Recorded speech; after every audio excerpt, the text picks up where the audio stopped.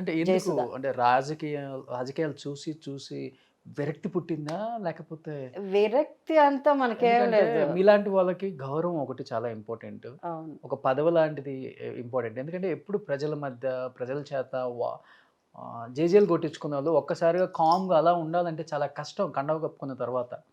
ఏదో ఒక రోల్ ఇచ్చి మిమ్మల్ని యాక్టివేట్ చేస్తేనే మీరు ప్రజల్ని యాక్టివేట్ చేయగలరు. ఇదొకటి ఉంటుంది అది నిజం. ఆర్టిస్ట్‌లకి. అది న్యాయంగా, ధర్మంగా మనం మాట్లాడుకుంటే మేమెళ్ళి ఎవరిని అడగం ఎప్పుడు. ఒక్క జగన్ గారి దగ్గరే లాస్ట్ టైం నేను ఆహ్, అది ఫస్ట్ టైం అదే 5 ఇయర్స్ బ్యాక్.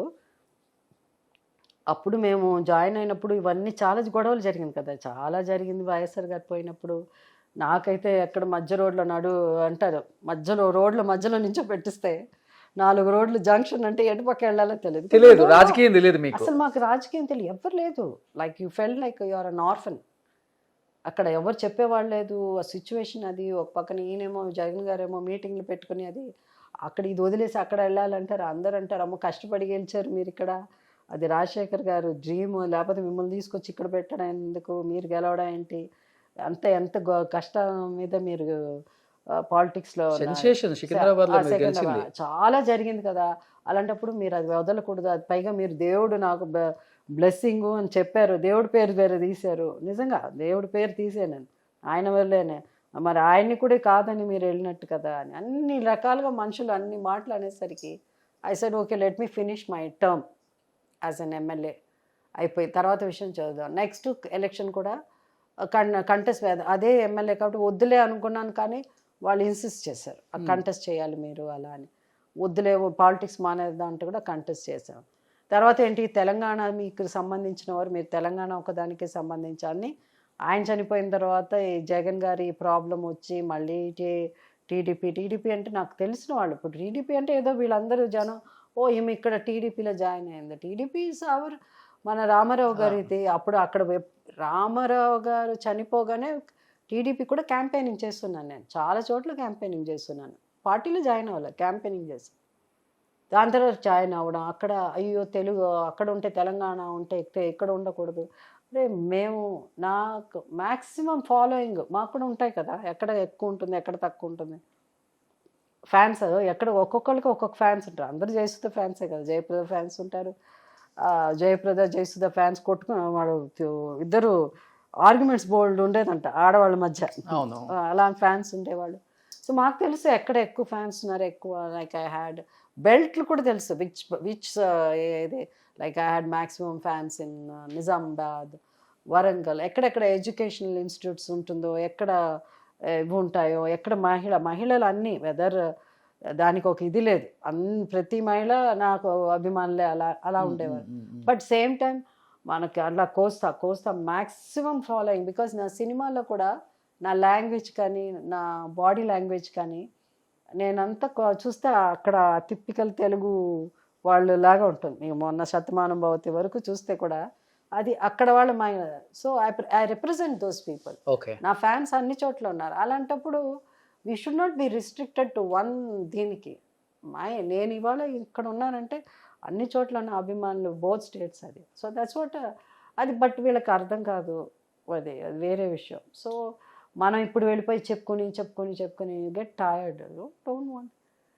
ఎందుకంటే మన లక్, మన అదృష్టం, my hard work, as an actors, my performance and the blessings of my good journalist, good human beings వాళ్ళు, అలాంటి వాళ్ళు, తర్వాత మై ఫ్యాన్స్, వీళ్ళందరి వల్ల ఇవాళ ఒక చీఫ్ మినిస్టర్ ఉన్న పక్కన గెస్ట్ ఆఫ్ ఆనర్గా మమ్మల్ని కూర్చోపెడతారు.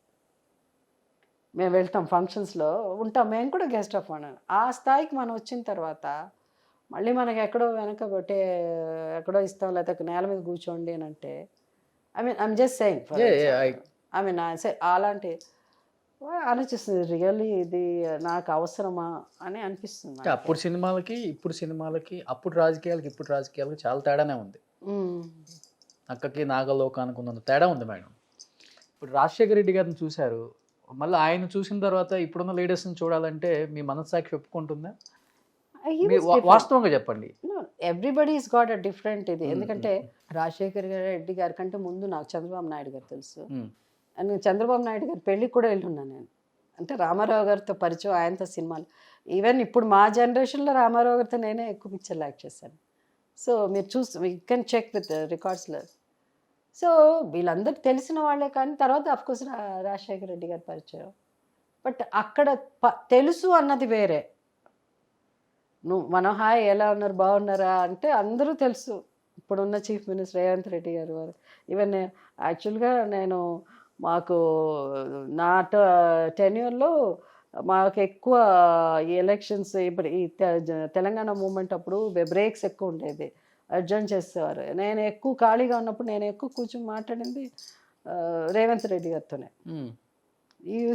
డిస్కస్ చేసుకుంటారు ఎక్కువ. అంటే నాకు తెలియదు కదా, తను అడిగి వీళ్ళు ఎందుకు ఇట్లా వాళ్ళు ఎందుకంటే దానికంతా తనే, because he was very smart. Rajasekhara Reddy గారు చెప్పేవారు, రేవంత్ భలేవా పిలుస్తారు ఆయన, రేవంత్ రెడ్డి ఇది టెన్యూర్లో నువ్వు ఎంత, because such oriented I mean subjects గురించి మాట్లాడడం. కానీ బాగా నువ్వు బాగా హోంవర్క్ చేస్తావా అంటే అపోజిషన్ పార్టీస్ కదా, డెఫినెట్గా ఒకరి మీద ఒకరు నిందలు వేసుకుంటారు. సో నాకు అన్ని విచిత్రం, అంత కొత్త కదా, ఫస్ట్ టైం నేను ఆ హౌస్లో కూర్చొని. సో అప్పుడు చెప్పేవా రాజశేఖర రెడ్డి, నువ్వు అన్నీ బాగా మాట్లాడతావా, నువ్వు బెస్ట్ హోంవర్క్, నీ అన్ని యువర్ గ్రేట్. చాలా ఇష్టం రాజశేఖర రెడ్డి గారు కూడా, రేవంత్ రెడ్డి గారు.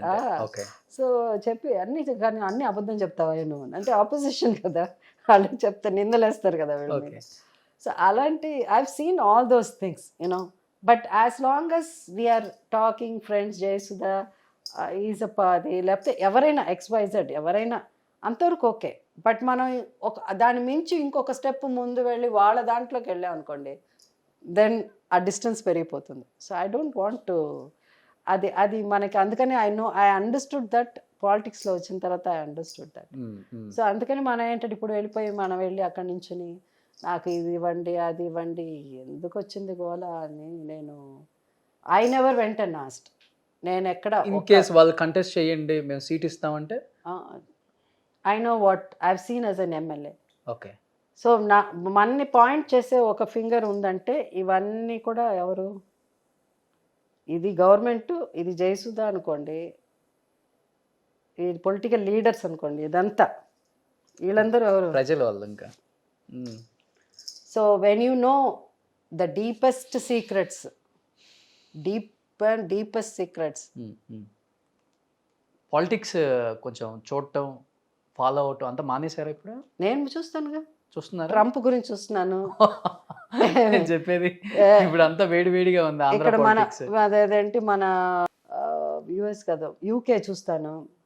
దాని తర్వాత ఇప్పుడు ఏం జరుగుతున్నది, మొన్న దాకా ఇజ్రాయెల్ చూసాము. ఇప్పుడు సరే అది బోర్ కొట్టేస్తున్నది, అది ఎవరు మార్చలేరు, అది ఎప్పుడు జరుగుతుందో తెలియదు. రష్యా యుక్రెయిన్ ఇవన్నీ చూస్తూ ఉన్నాం పాలిటిక్స్. సో అందరు లీడర్స్ ఎలా మాట్లాడుతున్నారు నేర్చుకుంటే అవన్నీ. బట్ ఏం డిబేట్స్ అవి ఎంత బాగుంటాయి. మన వాళ్ళు ఎప్పుడు మనం ఎలక్షన్కి వెళ్ళాలి, నువ్వు నడు పాదయాత్ర చేయకపోతే నీకు ఓటేయం అంటారు. అక్కడ పాదయాత్ర ఎవరు చేస్తున్నారు చెప్పండి? ఒక్కళ్ళు కూడా పాదయాత్ర చేయరు కదా. ఒక్కొక్క చోట వెళ్తారు, మాట్లాడతారు. ఐ మీన్ మనం చాలా ఇంప్రూవ్ అవ్వాలి. ఒక ఇన్ఫ్రాస్ట్రక్చర్ వచ్చి న్యూయార్క్ లాగా దేశం కనిపిస్తుంది, న్యూయార్క్ లా అంటే న్యూయార్క్ లాగా మనుషులు కూడా మారాలి కదా. అంటే నేను చెప్పేది ఏంటి, హైజీన్ మెయింటైన్ చేయడం, ఊయడం కాదు. రోడ్డు మీద ఊస్తే ఎక్కడ చూస్తే 10 సార్లు ఊస్తూనే ఉంటారు. ఎక్కడ మారుతుంది? బిల్డింగ్ కట్టినంత మాత్రం మనుషుల్లో మార్పు రావాలి. సో మన దేశాన్ని చూపించినప్పుడు కూడా వాడు బిల్డింగ్లు చూపించడం లేదు, అదేదో ఎక్కడెక్కడో చూడకూడదు అదంతా చూపిస్తూ ఉంటాడు. సో అది నేనేమంటే పర్సనల్గా ఏమంటే లాట్ ఆఫ్ చేంజ్ మనలో రావాలి.